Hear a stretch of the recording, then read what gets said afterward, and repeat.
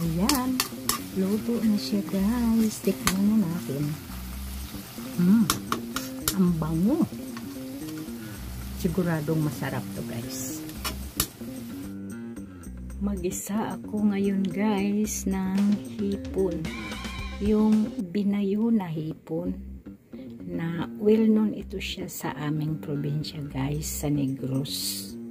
Sa Negros Occidental, sakop ng Bacolod.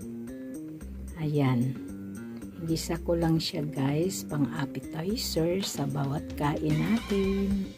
Ayan, nilagyan ko siya ng taba ng baboy or pork.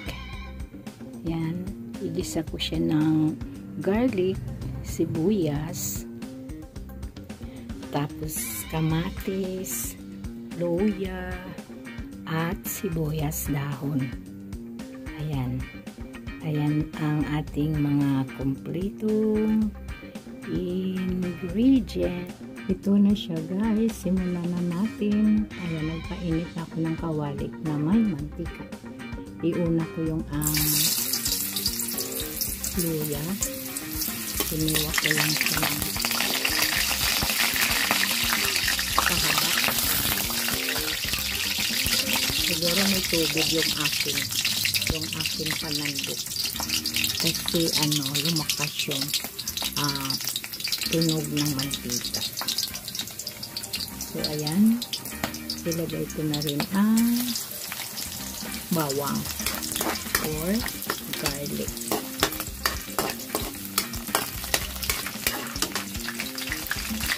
Then sunod ko yung sibuyas na sibuyas, onion. Ayan, igisa-gisa lang natin ang mabuti. Ayan, ready na. Lagay ko na rin yung aking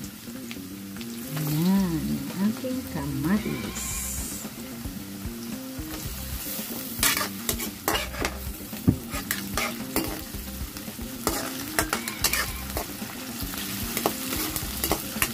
Ang sarap nito guys, pang appetizer sa bawat kain natin. Ayan. Sa mga relate dito na pang appetizer, ang sarap nito. Lalo na sa taga Bacolod. Kasi ito yung kanilang specialty. Ang sarap kaya nito para sa pang appetizer. Medyo maalat.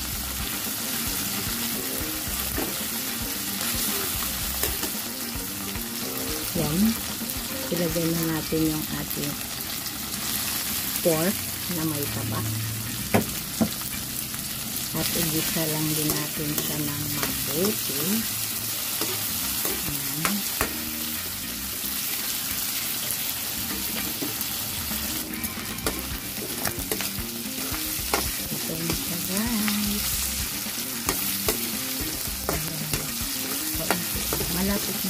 Malapit na siya maluto. Ipa-brown lang natin ng kaunti ang ating taba.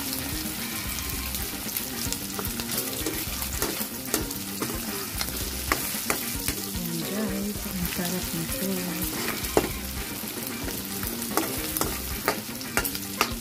And guys, don't forget to subscribe my YouTube channel please. Ayan, malapit na siya. Brown na siya guys. Pwede ko na ilagay ang ating hipon na binayo. At no need asin na siya guys kasi maalat na yung hipon. Ayan, ilagay ko na. Ayan na siya guys. Linagay ko na ang ating hipon na binayo. Ayan, halo-halo lang natin siya ng mabuti.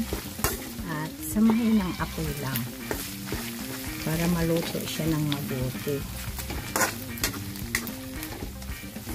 Ayan, no need asin na siya guys kasi ito, inulit ko lang, maalat na kasi yung ating hipon.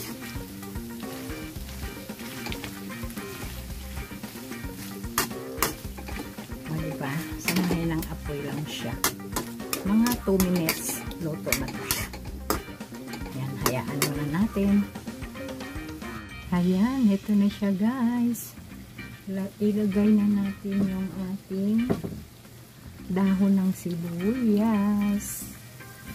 Pangpadagdag lasa. Ayan. Tapos lagyan natin siya ng kaunting bitsin. Ayan, halo-halo lang natin.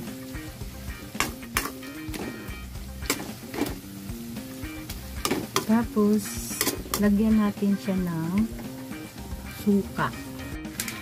Ayan. Para hindi daw mapanis na siya. Madali. Para di mapanis. Para di mabilis mapanis. Lagyan ng suka. At ayan. Huwag daw muna kukalin kapag dinagay mo ang suka. Mamaya-maya pa. Ito na siya guys, ang ginisa kong uyap. Sana nagustuhan ninyo guys. And thank you for watching.